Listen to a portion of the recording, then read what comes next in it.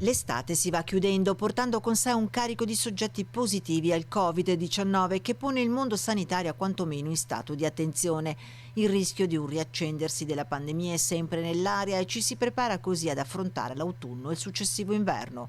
In attesa del vaccino si combatte il virus con gli strumenti a disposizione che abbiamo imparato, volenti o nolenti, a conoscere e utilizzare, e le buone pratiche: mascherine, distanziamento sociale, gel igienizzante e lavaggio frequente delle mani.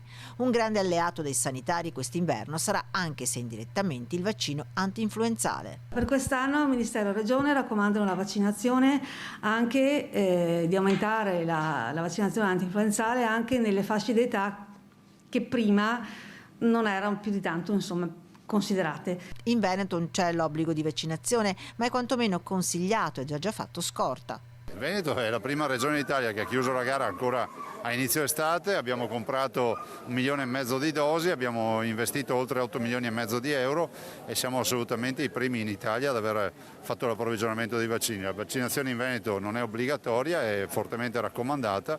Vaccinarsi contro l'influenza di stagione diventa di fatto un elemento discriminante. Consentirà di prevenire una patologia che può confondere le acque rispetto al coronavirus. Per questo faciliterà la gestione clinica dei sintomi respiratori che sicuramente avremo quest'inverno. Da qui la decisione di allargare la platea dei soggetti, ovvero non solo i cosiddetti soggetti a rischio, fasce deboli tra i 0,6 e i 64 anni. L'intermedia, quella che non veniva più di tanto toccata se non per le categorie a rischio, viene ampliata, tanto che abbiamo previsto di fare più vaccinazioni in questo ambito alle persone sane, giovani.